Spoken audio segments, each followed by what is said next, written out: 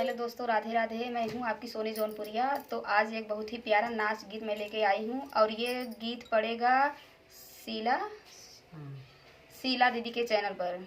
शीला अवधी गीत ना, इनके चैनल का नाम है शीला अवधी गीत। तो इन्हीं के चैनल पर पड़ेगा और आप लोग गाना सुनिएगा, बताइएगा कि कैसा है। अरे फूट गई चूड़ी कलैया में मोरा सैया बोला वैया टरिया पे, मोरा सैया बोला वैया टरिया पे। फूट गई चूड़ी कलैया में मोरा सैया बोला वैया टरिया पे, मोरा सैया बोला वैया टरिया पे। हे गजरा लिया पिया काजर लिया वही, गजरा लिया वही पिया काजर लिया वही। हमका लगा वही अटरिया पे मोरा सैया बोला वही अटरिया पे, मोरा सैया बोला वही अटरिया पे। फूट गई चूड़ी कलैया में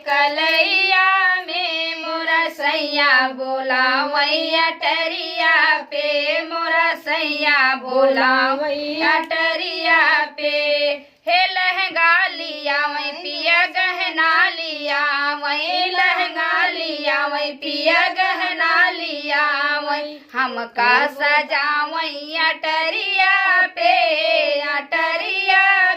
मोरा सैया बोला वही अटरिया पे, मोरा सैया बोला वही अटरिया पे।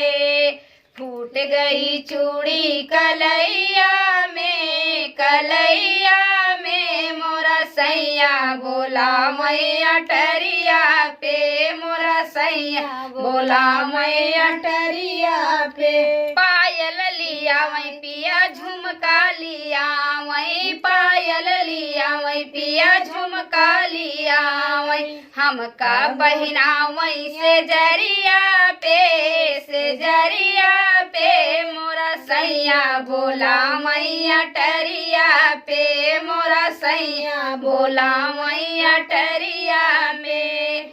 फूट गई चूड़ी कलैया में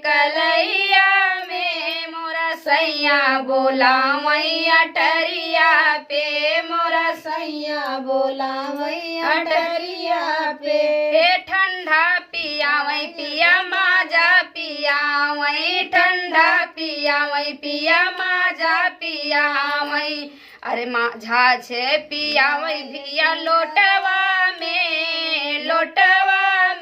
मोरा सैया बोला वही अटरिया पे, मोरा सैया बोला वही अटरिया पे। फूट गई चूड़ी कलैया में